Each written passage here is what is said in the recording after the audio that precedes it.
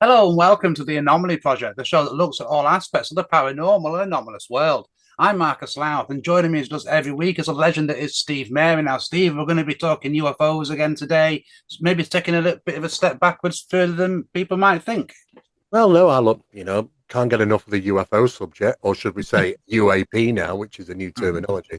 But what I like is to hear a little bit more from the UK as opposed to the USA.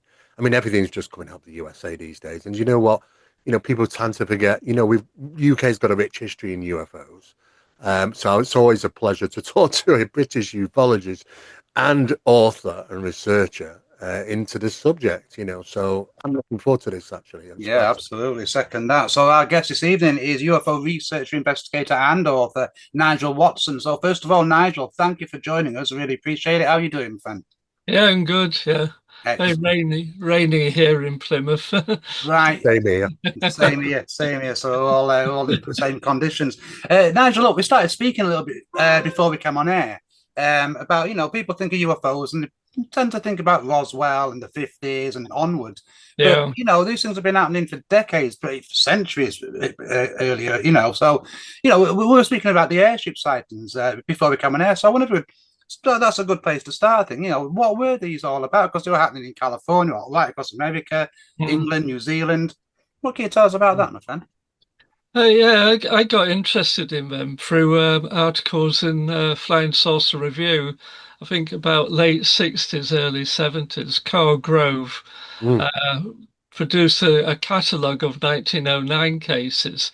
So I went to my local newspaper offices and I started looking up this sort of information. And I did actually confirm those, reports in our local paper as well.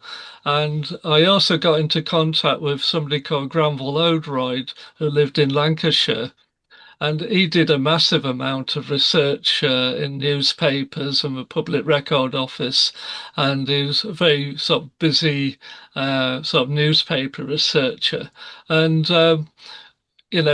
Carl Grove's catalogue was just at the tip of the iceberg, really. And we found literally another 100 more cases. But I suppose he did put his finger on the main incidents, and most of the other ones were just local lights in the sky and things. And there were a few hoaxes.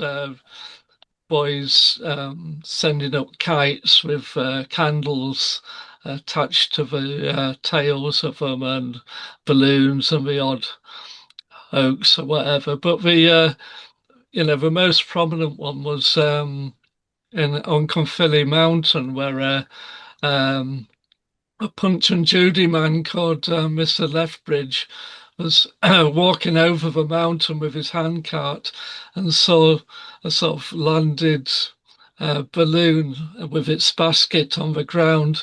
And when he came across two um, aeronauts in heavy coats that he sort of thought were German because they spoke with a guttural accent, and they jumped in the basket of his craft and kind of promptly flew away.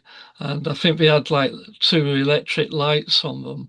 And, that's always regarded as one of the earliest British Close Encounters of the Third Kind, really, because it's this whole thing about, where were these German aviators from? Caerphilly Mountains quite far inland, and one theory was that the Germans were launching airships from a nearby ship, and that was true in New Zealand, which also had a similar scare in the same year.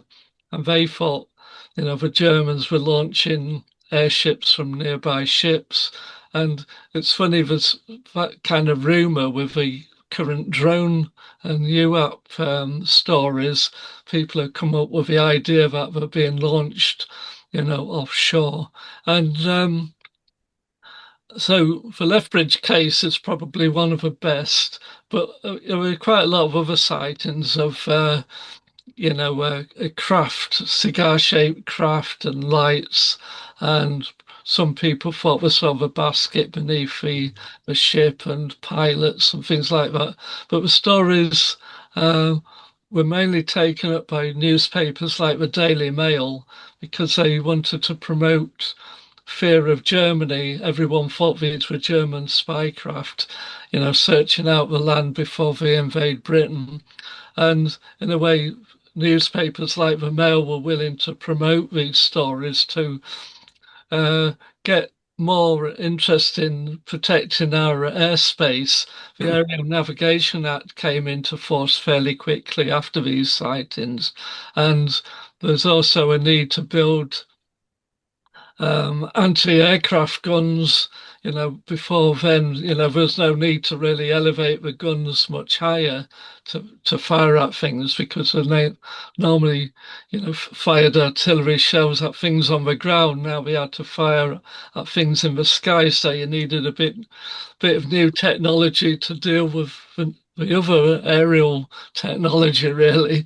So there's all that impetus, but I think in a way the story kind of got away with them a bit, and people were a bit getting over enthusiastic. So then people come up with skeptical explanations, and the newspapers go on to other stories. But we were also in parallel with fears that Germans were living in England, and there were basements full of weapons, and that there's going to be insurrection on our own land in combination with German airships. And there's fears, I think there's stories as well, particularly in the First World War, of uh, people, German sympathizers driving in the countryside and signaling to airships in the sky. And there's a big fear that there were people on the ground signaling to airships, particularly in the First World War. And the local police were tasked with collecting any reports of lights in the sky. They were sent to special branch and military intelligence in London, and then they looked at these stories, and then if a thought were significant, they'd send an officer out to investigate them. And it's interesting in the files that Granville Oldroyd dug out. There's little booklet on how to investigate these strange things in the sky, which is a sort of early UFO investigators handbook, really. And it is a very kind of handy guide to what people might be seeing or mistaken, and the things to look out for. But there's so many sightings. I think it was in Cumbria, Barrow upon Furness, that the chief constable kept sending them stories, and I think there's a note in the file saying, he's sort of quite, he's out of the head about all these airships and things. So they weren't too impressed. But you can see how it's a bit like the drone business now with the New Jersey ones at the end of last year. You get this massive build-up. You get literally hundreds of sightings that aren't really, it could be anything. And then you do get one or two really prominent ones, which are a bit harder to explain. But then later you get people saying, oh, it was X, Y, or Z. I think I've just read that was some company said it was experimenting with some craft during the drone scare in New Jersey. And you do tend to get this confusion about what did really happen in the end, what was a core event. I think for ufologists, because these seem so much like UFO events, but it is sort of naughty aliens out there. But it's, I think, a lot of people kind of written that these are sort of social panics, and that they occur particularly in times of stress. And I suppose you have to have certain trigger events. Sometimes there are real things that do trigger them, like obviously with the UAPs and drones, there are literally thousands of drones registered in America, and lots of hobbyists probably throughout Europe as well. So anything like this can kind of trigger a scare. In fact, I was in the newspapers a few years back because I found out that this sort of drone hobbyist website was trying to organize an April the 1st scare, but we're going to launch all these drones and and then send in bogus reports and things and hope to set off a scare. But I think because it became public fairly early on, we kind of backed out of doing it. And this was at a time when we didn't really know a lot about drones. We were just a bit of a footnote in reference books, really. We didn't really regard them as being a massive catalyst for sightings. But now, at New Year's Eve celebrations, you get all these coordinated drone displays. So you can virtually do anything with drones. You could actually create a sort of flying saucer with a fleet of drones or just one little drone, because uh, when we were doing some what we called experimental UFO hoaxing in Warminster, I think John Rimmer was saying he observed one of these events and that and he needed a little tiny light bulb on a hot air balloon and only a few inches large really, and in a really dark sky, this will look like a searchlight. So I think that's another factor. It's very difficult at night for people to uh, judge distance and Yeah. size. So if something looks really bright, you think it's really close, but it could be, far away or whatever. Yeah, there's no gauge for distance, and that is a problem with any type of UFO sighting, really. That it's very hard for people to estimate size, distance, and speed, and that's a factor that's kind of dogged the subject since 1947. Kenneth Arnold, with his sightings of 9 flying saucers, Yeah. he had trouble estimating the speed. I think he said there was something going anywhere between 1,000 and 5,000 miles an hour, but it all depended on how far away they were from his aircraft and how big they were. So without that kind of triangulation, these were just guesstimates, really. Yeah.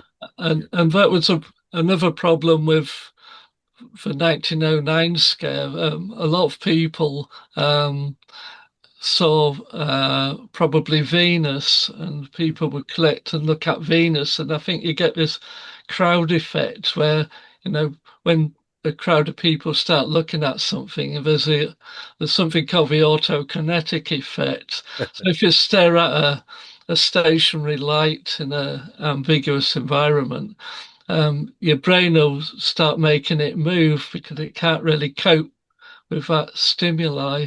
And with a group of people, if you've got somebody saying, "Oh, look, it's moving," people will actually, Yep.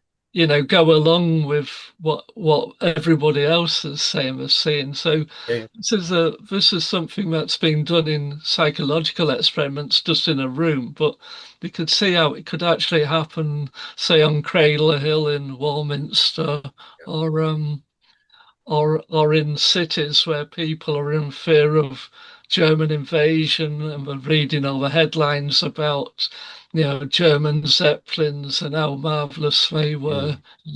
Yeah, it is easily done, Nigel. I mean, I remember I was in Warminster, and I was invited to a Skywatch, and my good friend Malcolm Robinson was there, Billy Buchanan, and a few Oh, others. And suddenly Billy shouts out, "There's one there, there's one there." So, of course, I look up and he's pointing to this. It's a star, but it's the clouds moving. You see, yeah. and he thought it was moving through the clouds, and it actually wasn't. But you are right. There's a lot of things which are easily misinterpreted over the years. But when it comes to the these phantom airships. I mean, I remember, the pretty much the same year that in Sacramento there was reports in the newspapers, Oh as well yeah, as Cardiff, actually, interestingly enough. yeah, Uh, and but what I was intrigued about was these very fringe reports of these airships where propellers were apparently seen, some type of balcony and people on there waving yeah, on this balcony. And I looked, do you know what? It was so profound. I didn't even know what to make of them, to be honest with you. yeah, There has been a few reports of those type of incidents, and I didn't know what they were. yeah. The Thomas Bullard, an American folklorist, did a massive airship file. He went through lots of state newspapers and painstakingly kind of typed out all these things, pre-internet age where Yeah. you can scan things. And it's just massive and it's fine print. And there must be about 500 pages and there's Wow. probably even more to discover. But the thing is, like you say, we had all sorts of really remarkable Mm. stories, and Yeah. a lot of them were like there's a case of somebody walking. Often they're just people walking on their own, and they come across a landed craft, and then it's some like in one case, I think there's like these godlike entities, almost out of Greek myth or something, Mm. and they show them round this craft, and it has sort of fantastic sort of balls and things moving Yeah. around. And that's another factor with these cases. Strange. They all of them are sort of aerodynamically impossible. Yeah.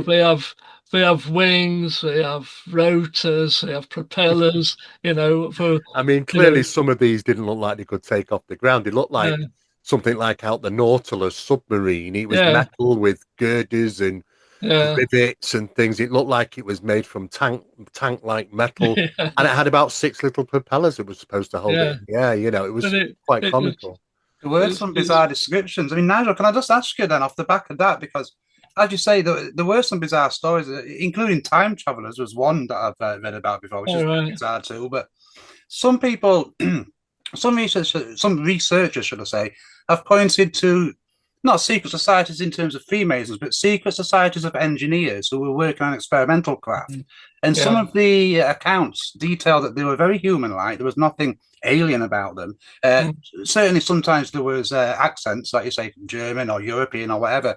But a lot of the accounts detail them requesting water or taking water from wells and stuff and say that they needed yeah. that for their propulsion. So, is there any validity to those sort of claims and accounts? And you think we could have been dealing with just a very early experimental Zeppelin, for example?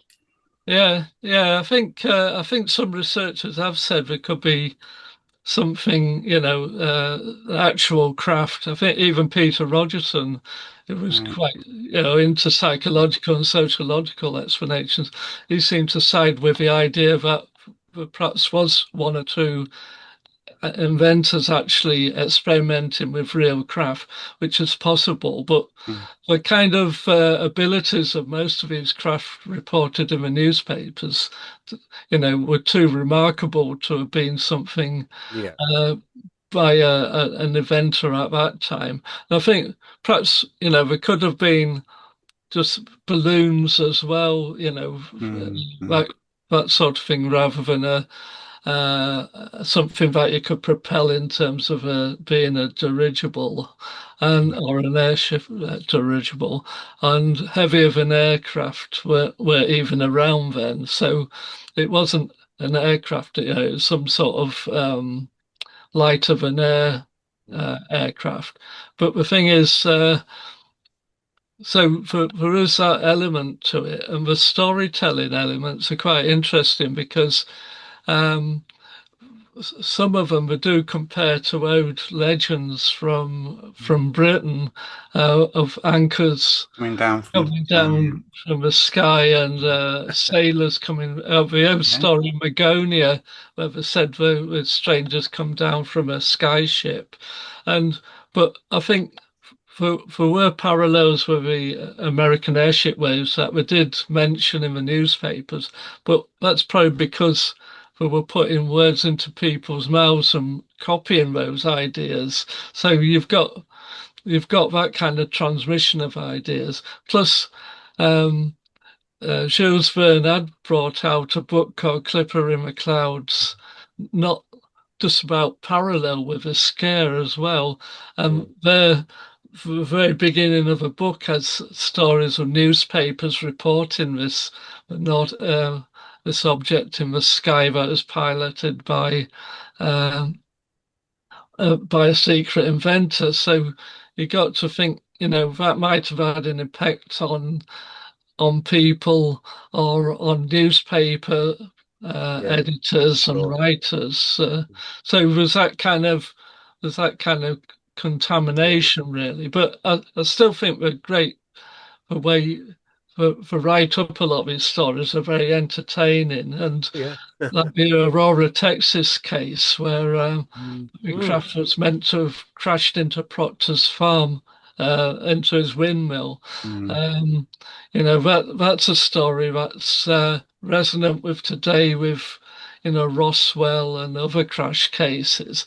And there are a lot of other crash cases in the 1896, 97 cases. You got farmers saying they'd found the Mm. screws from a aircraft or had Yeah, found bits of airship wreckage. And I think some enterprising people even rigged up a kind of wreckage and were charging people to look at the airship wreckage. So I think I think the trouble with ufologists when we first discovered this stuff yeah, from the works of Charles Fort and newspapers in the Mm. 60s, we just looked at the cases that seem to fit in well with ufology. And it's only when you start reading more about them that you realize that there were in the context of hoaxes and mm, Flipper in the clouds and that sort of thing. yeah, What are your thoughts then, Nigel? Just quickly then, because like you say, I mean, you could maybe argue that there were some legitimate sightings during the airship Yeah, waves, but some of them yeah, obviously were either hoaxes or misidentifications. But there are reports of, admittedly, at times, strange lights in the sky throughout history. In American yeah, history, we've got loads. Obviously, throughout Europe.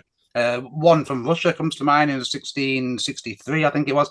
So there have been documented accounts. Some have just been lies, but some have actually gone on to say, they've described them as ships because that's their only reference point, really. And there was yeah, one of an abbey in St Albans in 1250s. So, yeah. what are your thoughts on that? Do you think that people have been spotting legitimate aerial anomalies or vehicles? So, do you think a lot of these historic sightings would have been misidentifications and things of that nature? Um, I think generally the misidentifications, and I think anything unusual in the sky, gets our attention, especially in the past when there weren't any street lights or anything. So anything going on in the sky would have been 10 times more obvious. You only have to go outside when there's a power cut. You realize how dark it is out there. yeah, Oh, We're yeah, not yeah. used to that. Mm, And I think people like to put stories around things that come out of the sky, and fiction writers have done that. Stories of going to the moon and that sort of thing. So I think it's harder when you go back in time because it's harder to really get into the mindset of people at that time, right. and also even what was like prototype science fiction at the time. There's often stories that had a kind of moral to them that often we had references to politics, like Gulliver's Travels and things like that. We often were polemical or satirical, and so you kind of got to look at that context. But what fascinates me is the way uh, things in the sky are used in the context of that period. mm, It's Right. airships one time, and in the past it might have been, dragons or Yeah, yeah, yeah, yeah. yep, goblins or fairies, fairy lights or will-o'-the-wisp. So in a way, we I think we kind of shape things in terms of our own expectations. So, mm, airships were very much in the news in the 1890s or whatever, and people, in America in particular, wanted to see this marvelous invention because it's a huge country, so it would be, Mm, brilliant for business and pleasure. And I suppose writers at the time were, had all these sort of scientific romances about people going into space in airships and things like that. Mm. But it's a great thing to kind of compare it with, I Yeah. suppose, with the contactee stories of the 50s, which were also marvelous adventures about people going into space and were very much like the sort of 1950s science fiction of that time as well. So I think there's a kind of a meshing together of expectations. And it's interesting as well that the American experience was different. You know, theirs was enthusiastic, Mhm. much True. like today, whereas Yeah. we're more fearful. And Yeah. the British scares in 1909, 1913 were very much the fear of invasion and new technology again. And, you know, how are we going to deal with it? And in the context of the British Empire and the power of the Navy, this innovation would completely change the face of warfare. So, I think people's concerns can also contaminate how people see things in the sky and how it's reported. Um, there's an old story I collected from the local newspapers in Scunthorpe in the 70s. And I sent it to Peter Rogerson because it's quite interesting that they picked up unidentified radar signals at some RAF base. And the newspaper headline was that it's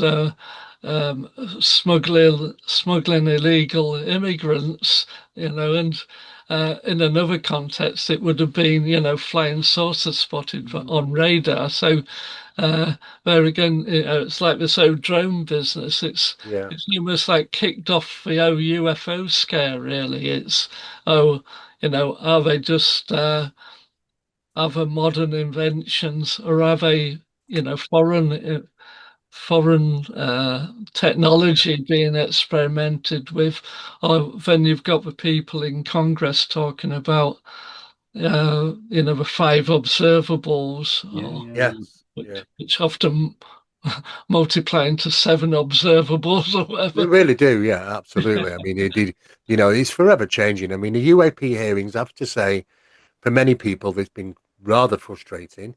Mhm. Yeah, We've been in kind of a bit of a disillusion as to, yes, we are going to get some form of disclosure, but when any really good information comes out, it goes into a skiff and we don't get to hear about it. yeah, And you know what? I mean, we've had a couple now, two, three UAP hearings before that. We had yeah, another one, and then before that, the Citizens Against Ufology, the disclosure movement. It goes back a very long time. Is it just? I'm just thinking, might be just be pressure from the general public to say to the government, "Look, we want some answers," just like yeah, the days of Project Blue Book, really. You yeah, know, but exactly. we didn't really get much though, and I don't know if we ever really are really going to get anything from Mm, the UAP hearings, Nigel. I think it's third party. I think we're gaining information from researchers, academics in the field, some scientists actually are coming on board now. And I think that's, they're not seemingly under some type of, US military establishment or some yeah, type of It's funny secrecy. you mentioned that, Steve, about Yeah, the politics and the scientists, because I was reading something only today about Valet. He was saying it's a real danger. The general um, public are just basically getting all their information from government sources, from academics, I from saw that. scientists, Yeah, and the EC feels that's an absolute danger, and we need to have actual UFO investigators, experts in this field, kind of giving that information out to the general public.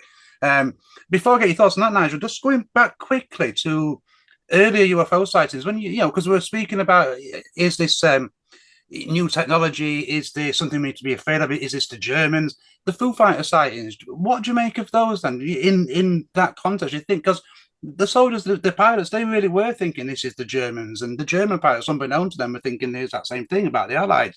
So, yeah. how do you work that into the Foo Fighter scale? Do you think there was a lot of that fear and in term misidentification, or do you think there really was something to that, given that we had the modern UFO era start pretty much What, straight afterwards? what the Foo Fighters of Second World War? Do you mean? Yeah. Yeah, uh, they were very interesting because they were seen in the European theatre of war and in Asia as well, the Philippines. Yeah, And, I think David Clark's investigated some of these yeah, cases, yeah. and Graham Randall's book before Roswell's really great on it. He kind of investigated a lot of the original material from logbooks and briefings and things. So he kind of corrects quite a lot of fallacies that have been repeated in UFO books and that, but he kind of comes down to the idea that the Foo Fighters were very similar to UAPs of today, but I think he thinks there was something, solidly strange there. But whereas I seem to think the similarities and just is that they're seen in the context of a period and they're ambiguous things, even though some of the cases are really intriguing. I think David Clark has an account of a Lancaster pilot who said we were being followed by one and he accelerated to a highest altitude possible to evade it. We could never evade these things. And people said perhaps it was St. Elmo's fire on the wings but I think intelligence officers have tried to find out more about what these were. They never found out uh, even after the war, whether there were some sort of German invention.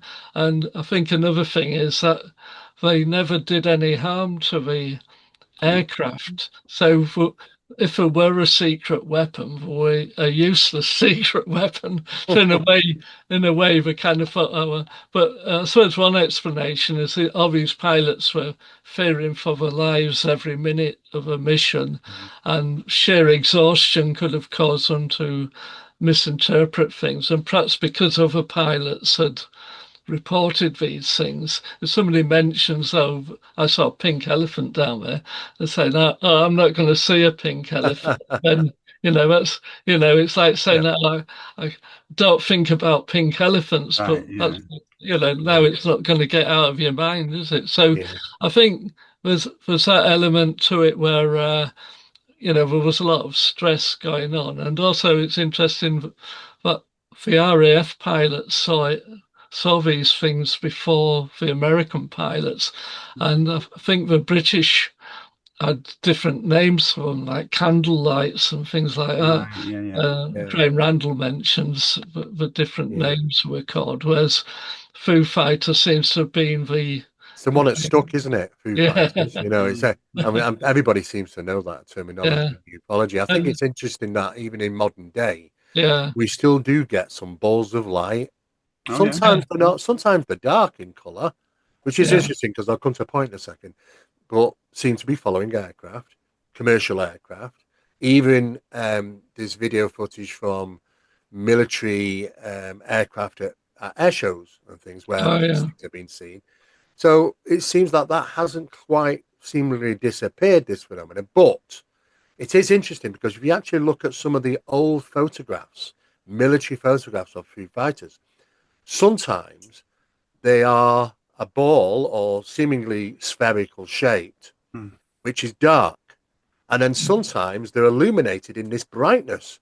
So Yeah. there's some variations in the photographs, and you're thinking, okay, so are these some of these things just did it just suddenly become light? Yeah. And there is a physical object Yeah, there, you know? I've heard a really good. Well, it's not so much a theory; it's a conclusion of a research on this. And they were saying there's correlation between the color of these things and the speed at which they're going, and that's not Oh, Oh yeah, necessarily just for the spherical objects. I mean, he highlighted a whole bunch of cases where silver discs would glow different colors depending on how fast they went. yeah, Um, interesting. Yeah, it's yeah, and it's interesting you mentioned about these balls are like following planes because we've also got loads of reports of these balls are like following people on roads in the cars, and I had a lady, she's out in California, she teaches ballet, and she was telling me about spirits that she had where there was two green orbs literally following her, and her partner managed to capture footage of this. It's fascinating. And she said yeah. they followed her all the way home, and as soon as she parked the car up, gone. And it's yeah. just so. I mean, do you think then, Nigel, that these spherical balls, do you think they're part of the UFO phenomenon, or do you think they're something entirely different altogether? Um, yeah, I think the thing is, ufology or UApology is an umbrella for everything really. And Yeah. so I think there's different sectors. I think what we're chasing in America is perhaps an altogether different thing from what, you know, British or European ufologists have been looking into. Like my Portraits of Alien Encounters Revisited, I'm interviewing Mm. people who've mainly had some sort of psychological or unconscious sort of sightings and experiences, and messages from aliens that they've had either in dreams and nightmares or through automatic writing.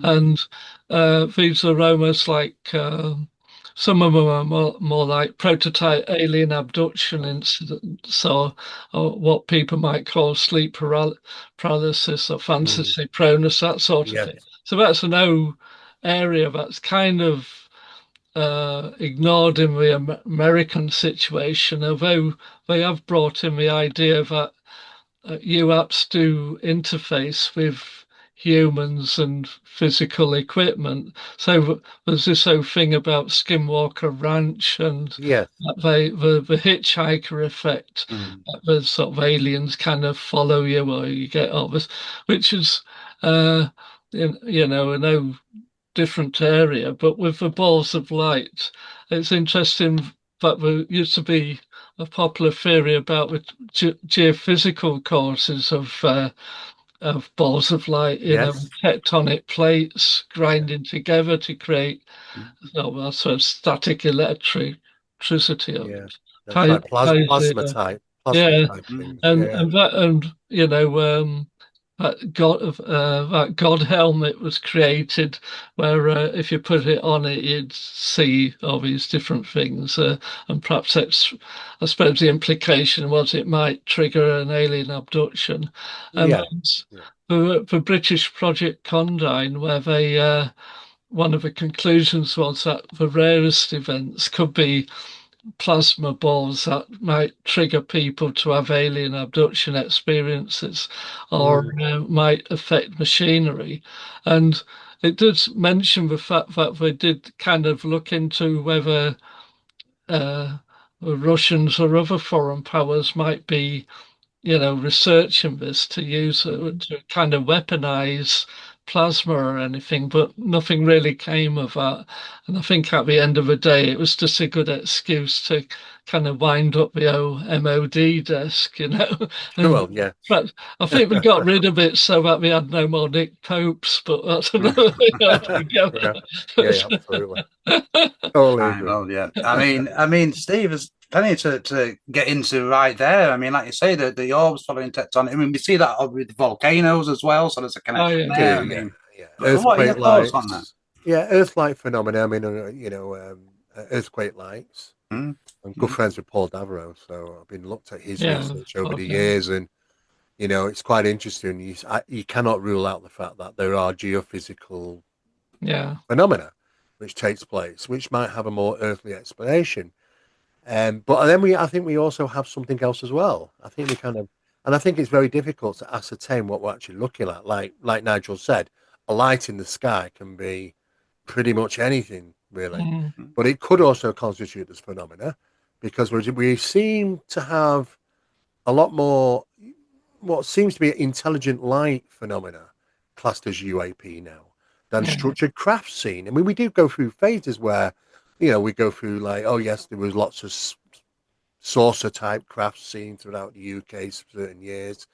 But in more modern times, more people are saying, I've seen a UFO. And what I get in images or video mm, is like some type of merging balls of light in the sky, which are sometimes amber, yellow, white in color.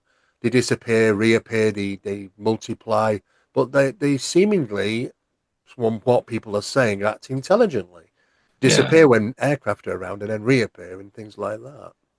yeah, yeah. I mean, Nigel, what are your thoughts on that? Because there are lots, so like Steve says, cases being reported of not just lights morphing together, but UFOs changing shape altogether, which seems Yeah, like absolute nonsense. But people are reporting this, and yeah. there has been, a few bits of footage taken for what they are.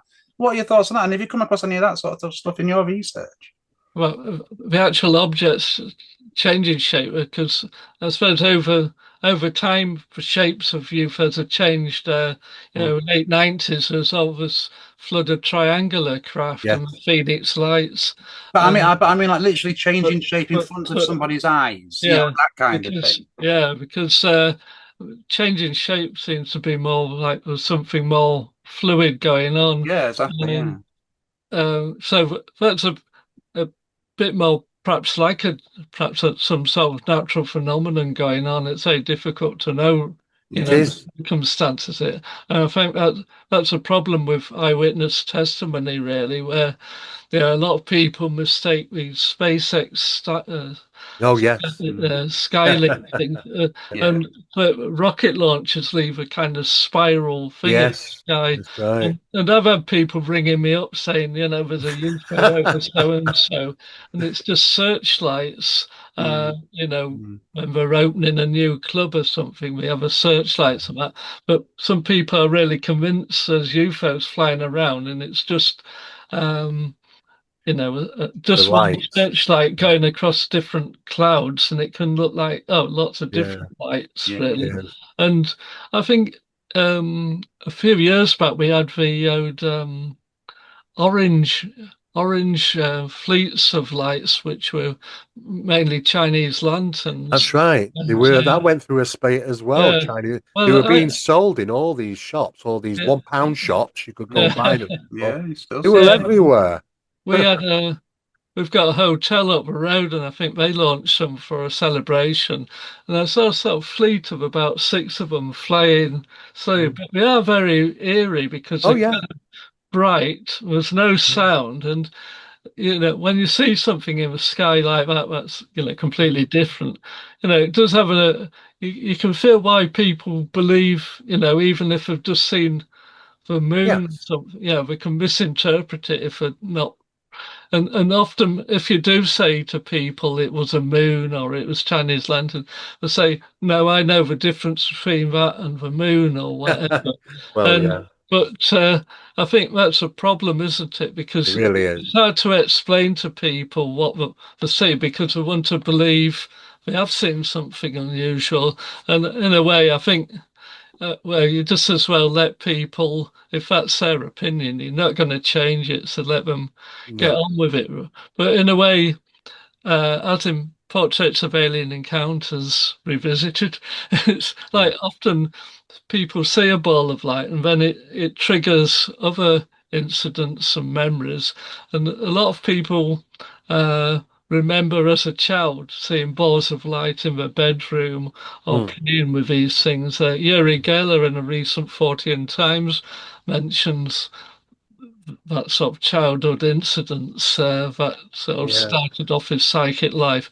And it's sort of interesting that sometimes people forget about these things and then something like a trigger event, like Whitley Strieber's Communion book, the Mm. cover Yeah. of that caused a lot of people to suddenly think, "Oh, I've seen an alien like that," and some people couldn't even read the book because it Be struck such scared. a Yeah. deep chord in them. And that's another thing we were saying about fashions, really. Abductions were all the rage with David Jacobs and Bud Hopkins and John Mack. There's the whole thing of alien abductions in the late 90s. The subject's virtually dead now. You get odd incidents, but I suppose the thing is, there's nobody really promoting them like There isn't. they No. were promoted. And I See, it's think the interesting outlet. that. This I what I think was going to say, Steve. the Before you, outlet's gone, hasn't it? yeah, I think I would just. I think a lot of that, and we touched on this last week, is there are still reports out there of alien abductions are still happening, or people Yeah, still yeah. I'm have dealing it. with a couple But it's like I myself. think a lot of it is nobody wants to put their head above the parapet. No. But it's Yeah, kind of the ridicule, even within the UFO community, which is a bit of a yeah. shame, really. So, I mean, but what are your thoughts? So, as soon as we touch on alien abductions, what are your thoughts on that, and in terms of like how that fits into the UFO phenomena? I mean, do Yeah, you feel there's I, some credible cases, or I think a lot of the cases that seem to occur in people's bedrooms where they see entities at the bottom of the bed are sleep paralysis.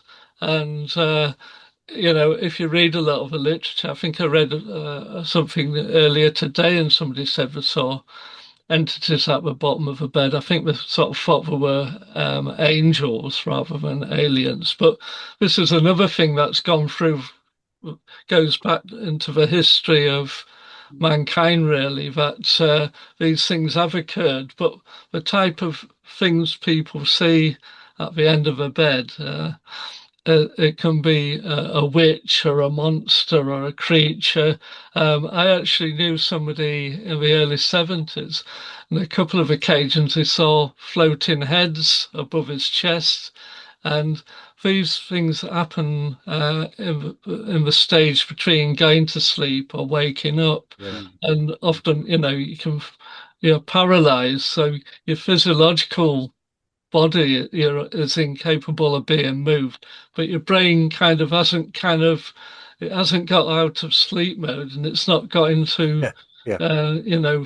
physical daytime mode. So you're kind of stuck where sort of weird, realistic fantasies seem to occur.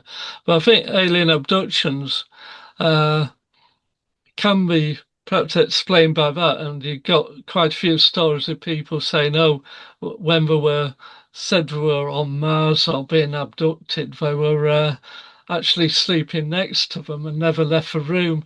And That's right. Yeah. I've had people setting up video cameras, but what happens is either the machinery goes wrong or the person walks out the room, and so we can't record what happens after that. So even trying to get any physical evidence is hard to tell. It And a lot really of is. it is anecdotal, like the Manhattan transfer case, where the lady said she was, levitated, literally through a window and into the sky over Brooklyn Bridge.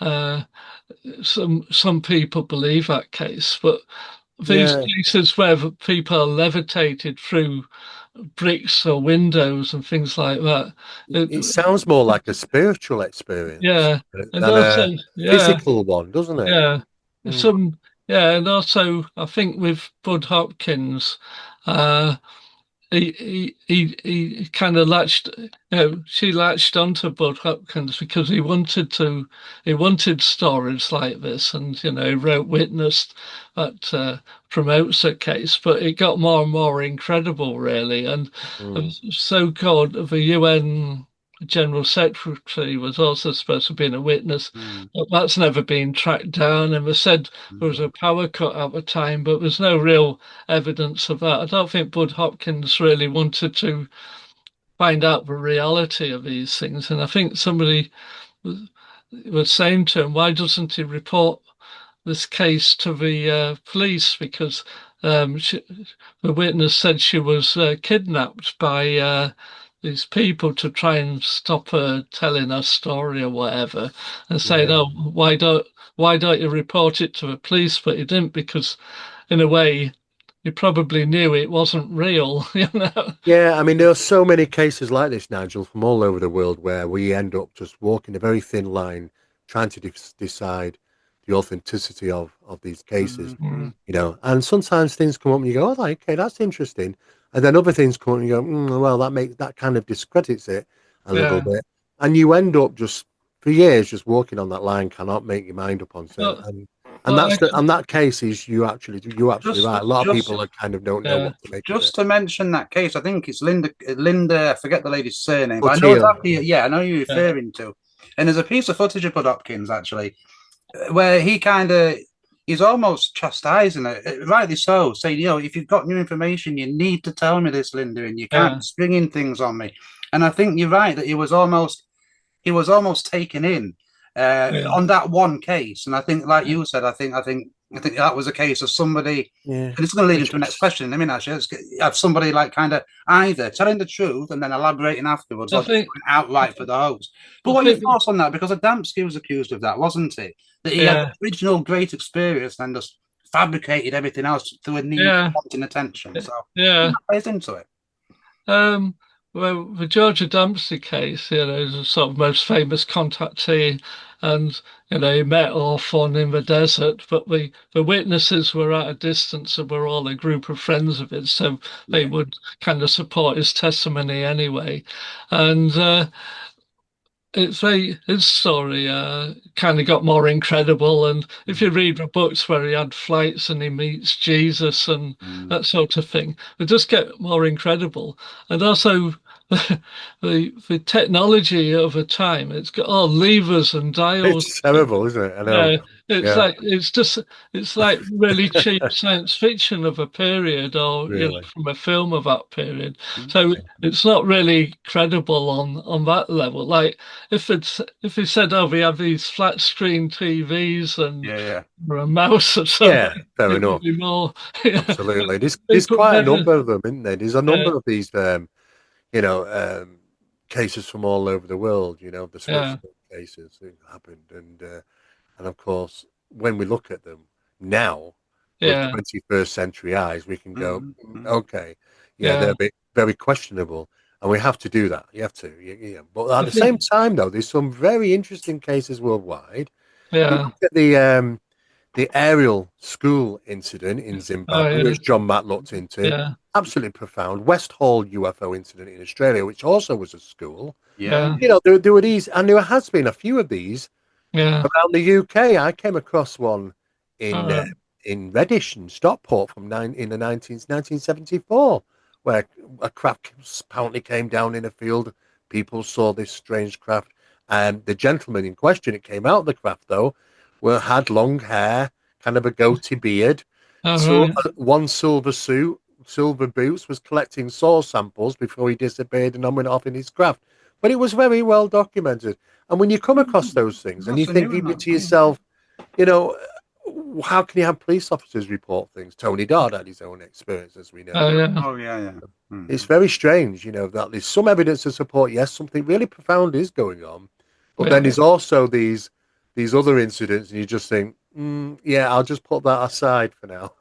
yeah. Just Well, mentioned Tony Dodd there. Can I ask you, Nigel, quickly about Tony Dodd? Because you mentioned about there could be a psychological aspect to all of this. And Tony Dodd yeah, wrote about when he saw his first UFO, it opened his mind up so much that he actually went looking for it. And he believed the intelligence behind these things, whether it's the yeah, UFO or the intelligence, was aware of that. And because he was looking, they yeah, showed him. So what are your thoughts? Do you think there is a psycho sort of side to all of this? Where if it's in yeah, the eyes of the beholder almost? yeah. Well, it's interesting. Tony Dodd, a very sort of like he's an ex-detective and all that sort Mm, of thing. He was a contactee as well, and yeah. very much believed in these spaceships, and he'd. I think there is in one of his books, he's got no chapter on abductions, and he had a kind of friendly hypnotist to do this hypnotic regression on different people. But nearly all the stories are the same. We'd seen a light in the sky and think we might have had a bit of missing time. He hypnotically regresses them, and then they find themselves on an examination table. And it doesn't really go much beyond that, and you feel like in the context of a UFO investigation, that's the kind of dream you have. I think there's been an American did an experiment where he got people who hadn't had alien abduction experiences invent ones, and Mm, their inventions were very similar to the ones people had really told. So in a way, in in our own brains, we've all got an idea of what a flying saucer might look like, and what an abduction would be like because we've got these kind of templates in our mind, and I find like the Alan Godfrey abduction mm, thing. I've seen the hypnotic regression things, and it's really like pulling teeth to get any information. There's no flow of information there. Like if you read a book about its case, it will all be in a very good linear flow. But when you think it's took them probably an hour to process that material to get it down to a few paragraphs, and there again, it's pretty vague. He was in a spaceship and there's like strange creatures around him and mm. some, I think, Nordic looking alien with him, but don't really go much beyond that. And you just think, did something really traumatic happen to him when he stopped his car? And I think that can sometimes happen to people that perhaps Yeah. something happens to them psychologically, and then they've missed time. Either there was actual missing time because they almost went into some sort of fugue state, or perhaps it just, it's easy if you're traveling. You think, oh, sometimes it will take you 10 minutes longer to travel the same route as another because of, the traffic flow or whatever. But I think with abduction cases, it is very difficult to pin down information. And there's quite a good book. I think it might come in called Fourth Encounters or something. I can't Oh, remember yeah. now. Yes. Yeah. Yeah. And he mentions somebody who was on a spaceship and saw a neighbor on the same night in the spaceship, or a friend. And the author rang the friend and said, "No, I wasn't on the spaceship. I was watching a film or something." So you're thinking, oh, when somebody actually goes to check the facts, it sounds good in a book. And it's like with Bud Hopkins. Oh, it's like, oh, there were 20 witnesses. Yes. I Yeah. read Tim Printy in his Sunlight E publication said, oh, actually, there's only it actually boils down to about four witnesses, and two or three of them were her friends who'd just confirm it anyway. So that's the thing. You get these headline figures for things, and it Mm. sounds very convincing. And I think that's a problem with this whole UAP thing, whereas I've met a few people who've watched all these documentaries on TV and said, oh, how can you be skeptical? US Navy pilots have filmed them, and, it's gone to Congress, and, CIA agents have run projects on it. You think, yeah, but if you look behind all that, there's, people like Mick West, Yeah. his website have kind of shown that a lot of these Hmm. Navy pilot pictures are caused by artifacts, the camera and different Could things be. like that, Yeah. There's a and lot we don't know about how the technology that they're using uh, and how you can get false negatives. I mean, well, we just don't know, but I'm I sure it think it's happens. it's really frustrating though. We've got these sort of multi-million-dollar planes that can't take a decent picture. Can't No, got to be grainy, just like a they've not haunted got any better, have they, like Nigel? a haunted house. It's got all be in infrared, Yeah. And I think one pilot took a picture of a hot air, one of these helium balloon things. Yeah, So, yeah, it so I did. think in a way, um, a lot of these stories that they are promoting, like it's all clickbait, really. Like I go on Facebook and on my feed, nearly every day there's like, oh, revelations from Yes, a ranch, and yeah. oh, there's that. Oh, The three eye atlas, which is the yeah, new that's one the now, isn't it? latest thing.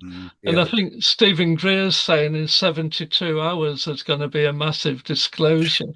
And I think the massive disclosure is Do nothing you know more. how many times have these happened, Nigel? And they've Oh, come and yeah, they've gone. yeah, You know, yeah. I mean, there's been countless times supposed to have had a UFO invasion, and it just comes and goes. Yeah, And I often think to myself, well, do you know what? If it happens, it happens. The thing yeah, is, though, Nigel, if we're dealing with a real phenomenon here, it yeah, seems like these intelligences they don't want disclosure. They yeah, don't. They could have end. They could end it tomorrow. They could come and land on anywhere really now yeah, in a city. yeah. But I Well, don't think they do. I don't think they want to disclose. yeah. Well, that's the other thing about the whole thing seems to be centered on America and whistleblowers and things. Yeah, But if aliens are visiting us from all over and they're being seen throughout the world, how come it's only the US yeah, the military and global. government that has exclusive knowledge? And even those with that exclusive knowledge can't tell you You it can't. I can't. because they No, might be murdered or exactly. security. Yeah, exactly. It's a load of Nigel, do you when you've been going through all this research? I mean, you've been at this now for a long time. What about do you see the connections with the UFOs or to the paranormal? Do you think there's a lot of talk about this now about how Yeah, the possible connections between what is paranormal and what is UFO? And there's a bit of a crossover point between the two. yeah, Do you find that yourself?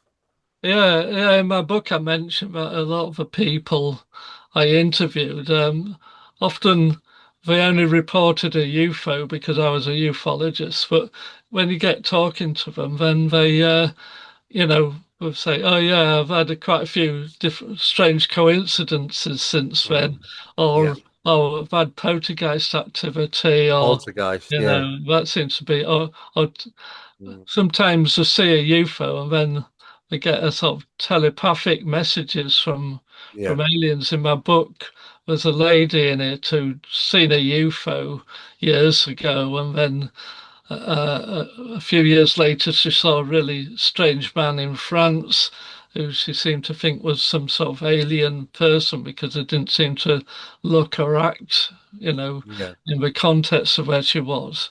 And then she started getting like automatic messages, and she wrote down all this kind of contactee philosophy. And that seems to be uh, a thing from a lot of these telepathic messages of people who are abducted and shown things on screen. It's often that we're on the edge of the apocalypse, that we're going to pollute the planet and that Yeah. we've destroyed our planet, we should mend our ways. But and in a way, I'm intrigued by those sort of stories and the context of these were people in northern England in the 70s and 80s, not in the California desert or anything. And it's interesting that I think people shape these weird things in terms of like UFOs. In the past, there might have been kind of religious visionaries or something. So, in a way, I don't think any of these people were telling lies or hoaxing me. It's No. just that it's the way these stories are contained. And I think I also kind of recorded cases that a lot of ufologists would have ignored or said, "Oh, it's just childhood fantasy" and that sort of Yeah. thing.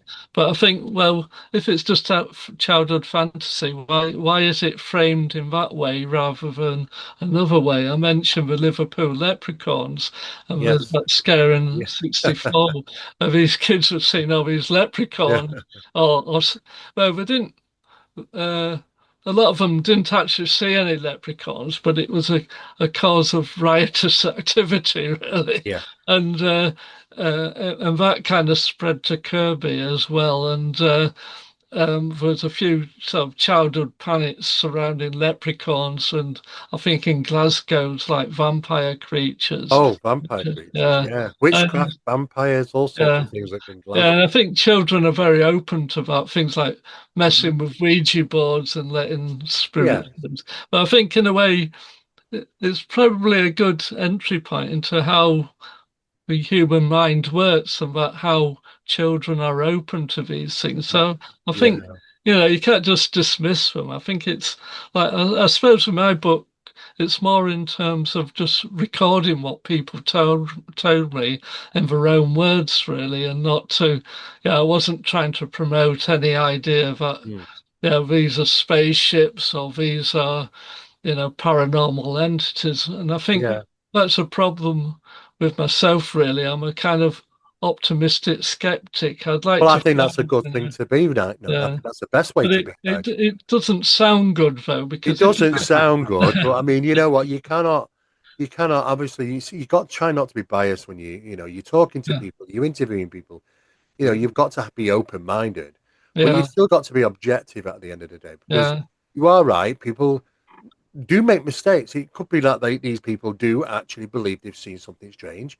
It could simply be a misidentification, or somebody's faked something, hoaxed something, and they've seen mm, that and they think, "Oh, it's something strange." Hmm. Those mm, things do happen, but at the same time, there's quite a bit of research that the UK has been involved in military branches, parts of the UK government. I mean, it's gone quiet now since they closed the doors to yeah, accepting UFOs, through hotline or through information about sightings and things. However, the there was pretty strife in regarding their studies, and there's also been civilian aircraft that's reported. It was a very famous one from 1995, if you remember, Nigel.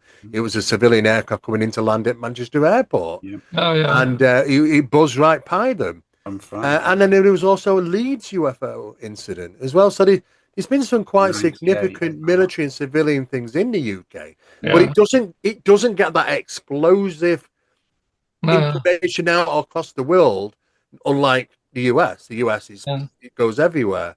The yeah, UK, it's very small compared to what information coming out of the US. I think it's yeah, a good example of the different cultures as well. The America do tend to be a bit more bigger and better, and Brits are a Yeah, bit more reserved. So I think that's part of that. But I mean, just Nigel, you mentioned about consciousness, and we speak about this all the time on this show. And I think it is really important. So, not like you say, you're not saying that people are not seeing what they think they're seeing, but at the same time, their subconscious and their conscious and how they perceive the world yeah, plays a big part in that.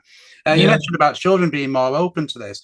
There's some researchers who will say that the subconscious mind and consciousness itself is little understood even mm, today, and yeah, so that these UFOs could almost be manifested by people's subconscious minds. You get a bunch of people at a hotspot, and we're going to see a UFO, and they want yeah, it so much. The subconscious mind, I know yeah. this is getting into quantum physics, almost makes it appear. So, what are your thoughts on that? I mean, I'm not asking you to nail anything to the post, but I mean, have you come across anything like that in your research? Yeah, I wonder if some people are kind of triggered to have these occurrences. I interviewed Paula Green in my book about as a child, well, she was about early teenager or something, quite young anyway, and she went with a friend into a park and we saw this weird propeller-like object and it beamed a blue light at them and sort of boiled the water underneath the structure and we kind of ran away back home. And when she got back home, people had been out looking for her because it was like 4 hours later than she thought it was like midnight, and she thought it was a lot earlier. And she never did find out what happened in that missing time period. And I suppose if you did get a hypnotic regression, you'd probably get a classic abduction case. But she had lots of other strange experiences happen to them. She's had a sort of she has what she calls abductions, but she doesn't like this terminology really. She doesn't equate them with aliens. She said, she's found herself in like a molded white room with a screen mm, showing the Earth turning from paradise into, mm, pouring with pollution and yeah, destroyed. But she doesn't like to say it's sort of alien. It's just these strange experiences happen to her. So I wonder if there's something in these kind of contactees' brains that kind of trigger these things. They go into kind of some sort of figure trance state. And because they're also open to other things like, any odd mm, poltergeist experience, it all kind of adds up.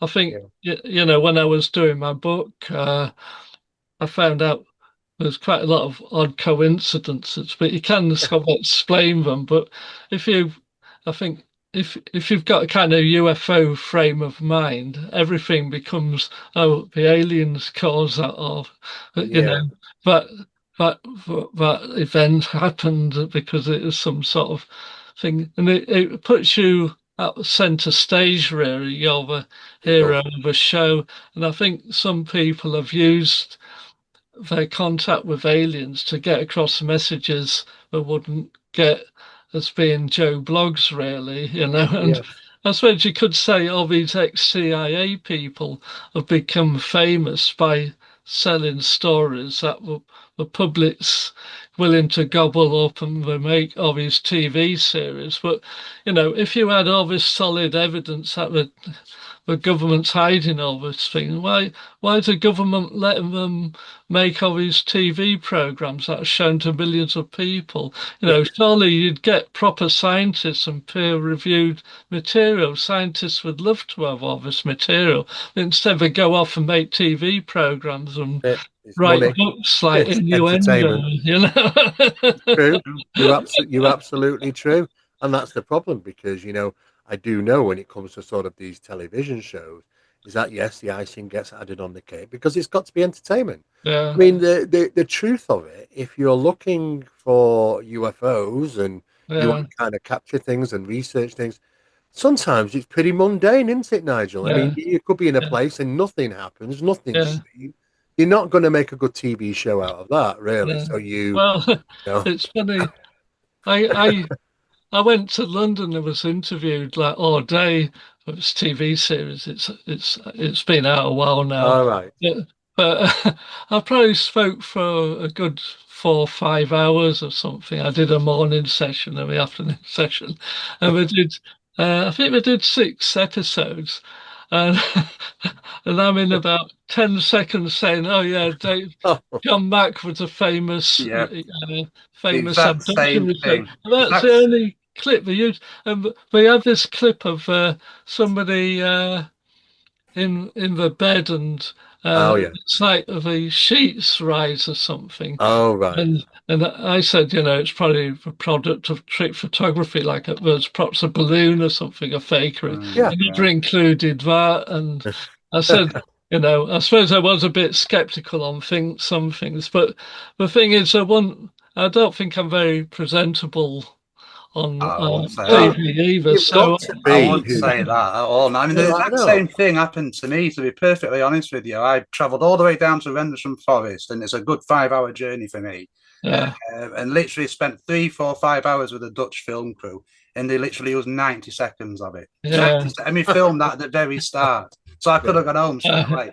So, I mean, It going is back to the madness. entertainment thing, it's Yeah, interesting the CIA actually, it's not so much in the non-fiction stuff, but in the fiction, they have quite a bit of say in what goes into these scripts. It's meant to yeah, be advisory, but yeah. they will, if they don't want But, something in there, it won't go in there. So, uh, what are your It tends. thoughts well, on that? It might be why we get to just get the same thing over and over Yeah, again on yeah, TV shows. absolutely. but I think though, I feel like I'm a Rolling Stones fan going to a Beatles concert. You know what I mean? And saying, yeah, with Rolling Stones on my t-shirt. And I think, particularly in the past, when I've had a journalist speak to me or something, I got interviewed once on TV years back as well. They were surprised that I was skeptical, but you're a ufologist. But just, these Mm. TV people will want you to say, yeah, the spaceships are coming here, they're trying to abduct our Yeah. women and doing this. And they've just got a list of what they want in the program, and you are a pawn in their game. So if you don't fit in with the stereotype, they're not investigating the subject. They're merely you making an entertainment Oh yeah. program. So if you make a program about UFOs, you go to Rendlesham, you go to Bonnybridge, you go to Yeah. Broadhaven, you can tick it all. Oh, you Of interview course. Alan Godfrey. You think, and then they'll make it. Charles Craig made that program. Yeah. Yeah. That's A few right. years back, and it Yeah. just ticked all the boxes. And you think it's just laziness, and It really, it's the really same was. people, and it's like every program's not Nick Pope in it. He comes across all right, but what has he got to actually say? Nothing. I What mean, has he Nigel, written? Has he written one UFO you've investigation? probably been around doing this as long as I have, Uh, and I remember writing to Nick Pope when he was in office, and he never gave us anything. He wasn't yeah. even interested in it, you know. Definitely, there's You Well, know. definitely lots of controversial figures out uh, there. I mean, I certainly think is it's. that. No, you go, Nigel. What were you going to say? I think. Yeah, I've got nothing against Nick Pope, but he's No, got I haven't nothing to myself. say, basically. He's made a Yeah. career out of nothing. Like, We are good friends, but uh, but and you I feel have to. like saying, "Oh, yeah, head of a government thing and that." Yeah, you feel like saying, "Yeah, that was like 35 years ago," So Yeah. and you don't even live in England anymore. I think Mm. that I think Ancient Aliens, he does a lot Ancient of work for Aliens now. has done an old Yeah. program on UK cases, and we interviewed I Nick know. Pope, who don't even live here anymore. I know.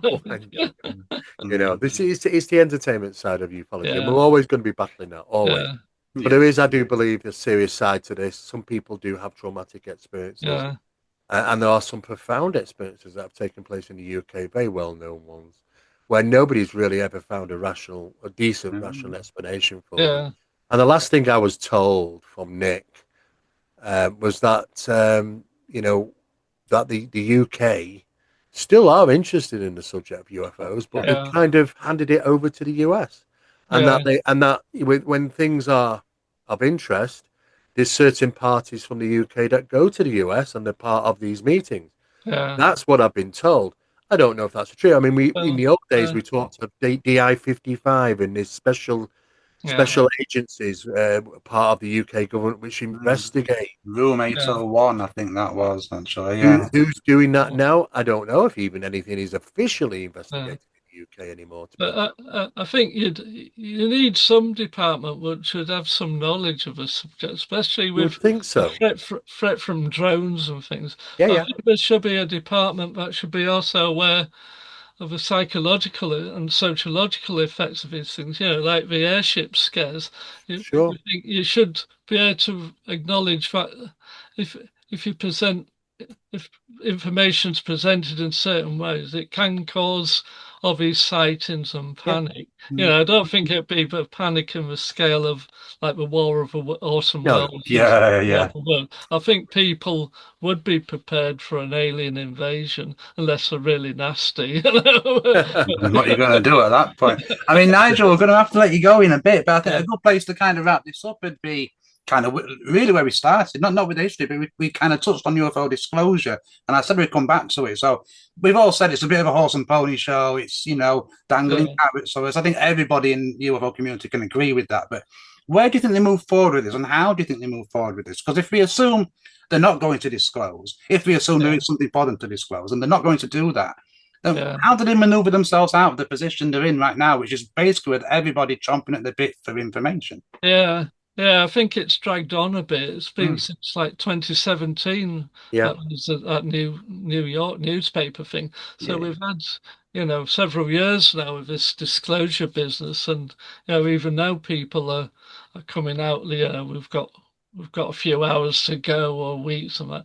But I think it'll just plod along really because there's there's quite a few organizations in America that are being set up, NASA and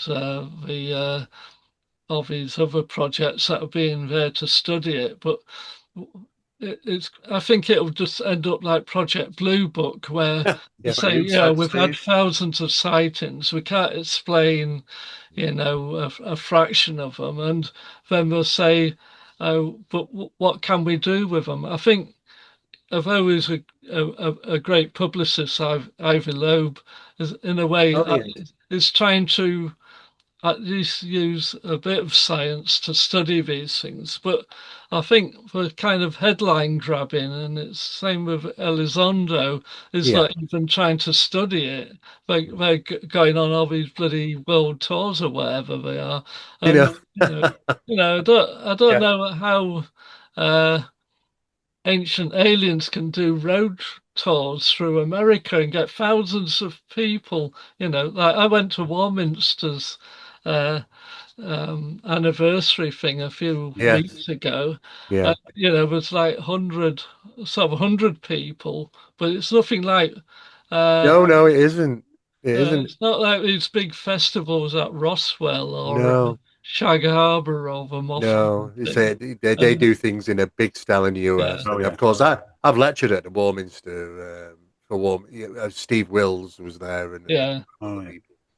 It was good. It was great to see people, and I hadn't seen for a while and stuff. But it is interesting, and British ufology is significantly different than the US yeah, That's what I try and always tell people, that it is a massive difference. And yeah. surprisingly, there's a lot of people that consider UK ufologists to have quite a bit of good common sense in regarding how to investigate stuff. Where sometimes when you get into the US, things go off at a tangent, and next minute you're talking to somebody Yeah, who says there's a galactic council and she's in communications and the yeah, motherships are coming down. And, yeah, we how many times we heard this, Marcus? And Oh and yeah. it kind of just flattens for me. But do you yeah, know what? There are people out there that believe there's a galactic council. They Oh believe that yeah. there's other ships hanging around Earth and they're just pausing to come and invade. yeah, And I think to myself, well, whilst they've got an audience, they always will do this. Oh yeah. yeah, And that audience lies in the US, not in the UK. That's a big yeah. difference. Yeah, It's I like think you're right. I think as well that it's like of these 5+ observables, but Mm. based on what evidence have I based on? It's like they brought out this report on Mm. the physiological effects Yes. of UFOs, that they can sort of cause burns and that. But and it said, oh, we've made it public, but it's actually written by MUFON about Yeah. 20 years ago, and it's got the Alan Godfrey case in. It's got lots of cases that are just from UFO magazines. Yeah. This isn't some secret. No. It's in secret files, but it's not secret material. And No. the person who was saying these physiological effects, he did backtrack a bit and say, well, I was merely surmising what a craft would cause these effects. In other words, there's Yeah. no evidence there that spaceships were causing these physiological effects. But even now, you read a book, and it's like UFOs have physiological effects on people. I'm not Yeah. saying there are all these cases, Yeah. but Yeah. the trouble is when you've got these reports that are like, oh, we've got 200 cases, but probably only about 20 of them are actually worth investigating or finding out. The rest is just anecdotal evidence or poorly researched. It's a bit like the Pascagoula Pascagoula. case. Yeah. Yeah, it said, oh, it was investigated by Alan Hynek. He didn't investigate. He wheeled up there. We Mm. had a Yeah. press conference. It said, oh, he believes for witnesses, which is Yeah. fair enough. Yeah. That's an investigation. That's a headline and that's it. But it's He not an didn't really do a lot, did he? investigation. Really? Maybe No, he wasn't supposed to do a lot, really. no, But, It's certainly an but they interesting do make case. it out that the full investigation took place. yeah, Mm. Yeah, And yeah. they didn't. They didn't. It's It's a a shame. minefield, isn't it? Like you say, I think there's a lot of people, rightly or wrongly, wanting to put their own stamp on things, and I find that quite yeah, annoying actually. When you've got, because there's all these cases that are happening, you'll always get somebody who'll research a particular case, and then yeah. God forbid someone else will come along and do a bit of research and put their slant on it, and then they're like rabbit at the mouth, and that's my case, you can't be. So I think there needs to be a lot more cooperation within the UFO Yeah. community in general. But look, we're going to have to wrap this up because we're pushing towards 90 minutes. It's been brilliant speaking to you, All Nigel. But right. Yeah. what have you got coming up? What have you got any more books? Are you working on anything? Lectures? Um, What's the future um, for Nigel Watson? I might, I might be I'm going to be in a documentary uh, that's being made for YouTube. I think that might come out before Christmas, All and right. that's just a little project by I think she's called Linda Coleman, Okay. and uh, Okay. I might be in a sort of broadcast documentary next year in the new year, which I sort of filmed one morning, but I'm not sure. I'm not sure how much of me will stay in there. And in a way, I'm not sure. I don't like to watch these things with myself in them Yeah. anyway. But Yeah, I in a know. way, it seems like a good idea at the time, but I don't really like doing them or whatever. But in a way, I think, well, why not? Sometimes you got to Yeah. sort of make a And bit. where can people get hold of your book, Nigel? Where's the best place to get it? Well, you can get it on Amazon It's available on Amazon. or most other things. But Okay. I'm a bit round off because no nobody's reviewed it on Amazon, and one Oh, have they person. not? Right. Well, Okay. lots of our viewers, so make sure you get onto that Yeah. straight away. Let's get in there and help Nigel. Let's get this book reviewed, guys. You Absolutely. know, absolutely. Well, Steve, it's been I've got brilliant. the I've really enjoyed poster. it. There we go, right there. Nigel, look, thank you for joining us. All right, We'll thank promote you. your book, and I do Uh, again urge you all to go and buy that because it is a good read. yeah, And look, Nigel, thank you. Thank you for your yeah, time. No, thank you It's thank been you, very much. Nigel. fantastic. Nice talking to you. All right. Likewise, likewise, Yeah. likewise. Okay. And thank you guys as always for joining us. Make sure that you leave your thoughts in the comments. Make sure you check us out on social media, and most importantly, subscribe to our channel. Until next time, though, goodbye and take care.